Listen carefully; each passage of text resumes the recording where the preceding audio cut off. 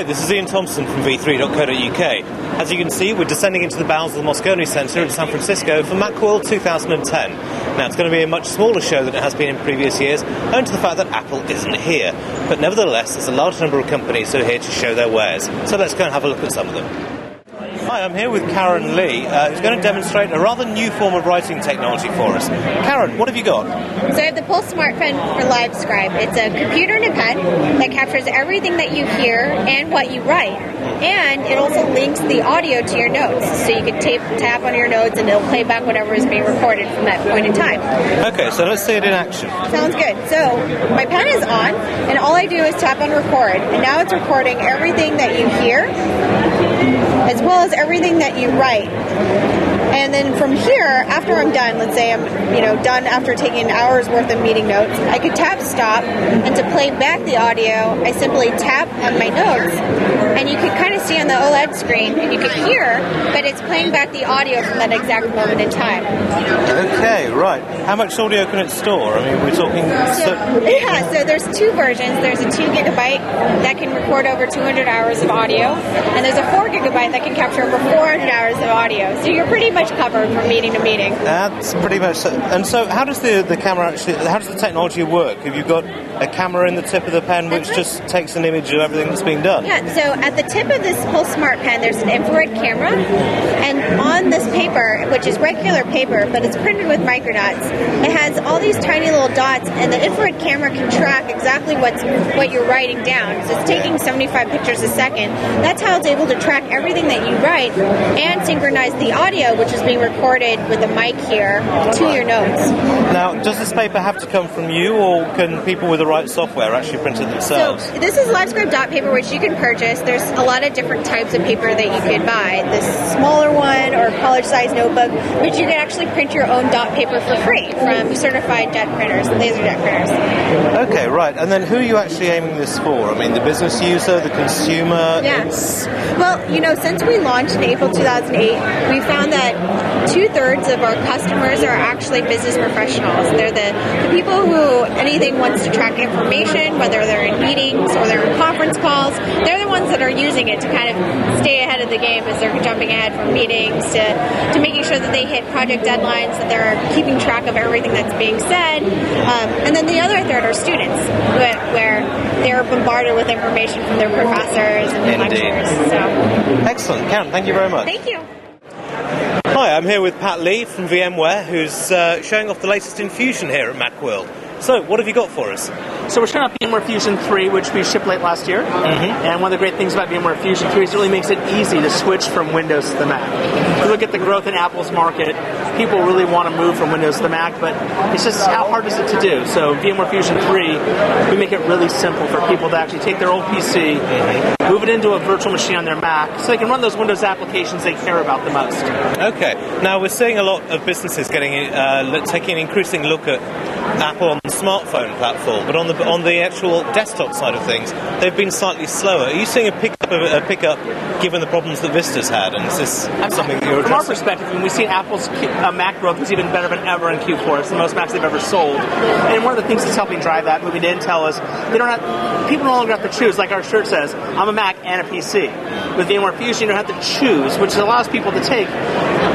With the Windows 7 migration, people are thinking, do I buy a new PC, or do I have a template move to the Mac, take my old Windows XP machine with me, which I still can't move to the Windows 7 easily. Yes, no. I move it to the Mac user in a virtual machine. I run apps like Internet Explorer for my online banking site, or I can use Safari to use other stuff. So really, why choose?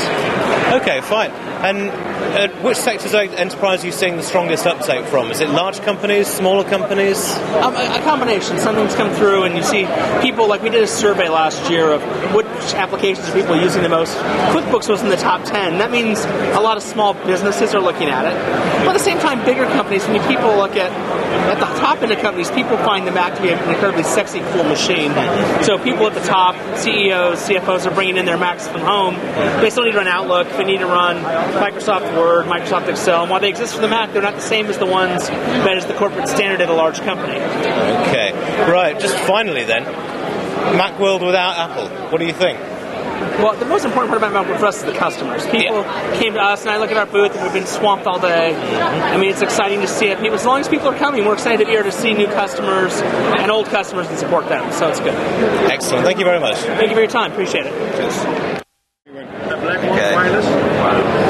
Hi, I'm here with Dr. Paul Helder, who's marketing a new form of mouse, which actively works against RSI. Now, Dr. Helder, could you tell us what's the thinking behind this? The philosophy behind it is that you want to get rid of stresses and strain in hands and arms. And due to the regular mouse, and just pick up a regular mouse like that, you hold it and you grip it. And while doing so, you lift your fingers like, as you can see with me. You see the tendons coming up? Yep. And at the same time, this muscle pulls up so you get a floating force in your hand, and you get a gripping force in your hand as well.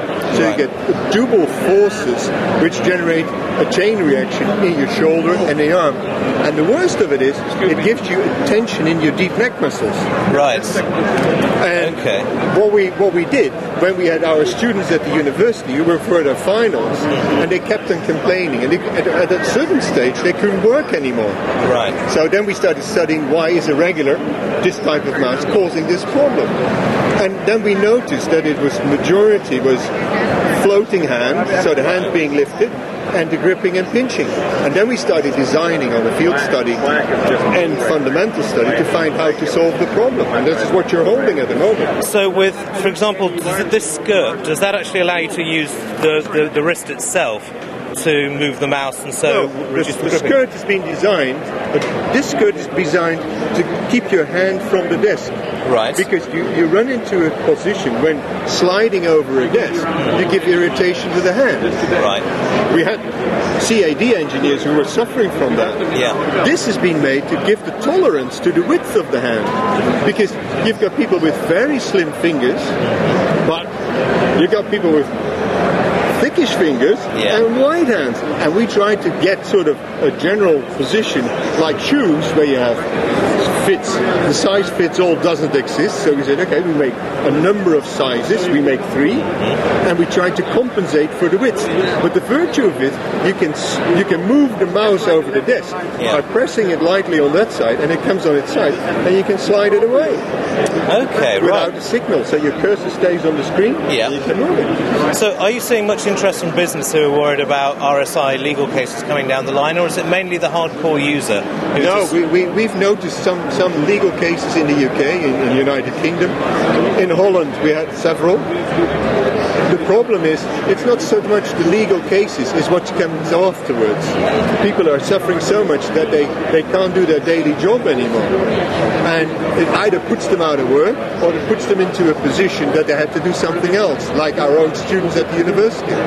Which is sort of awkward if you want to become, for instance, a civils engineer, and you end up doing something entirely different. Yes, no indeed.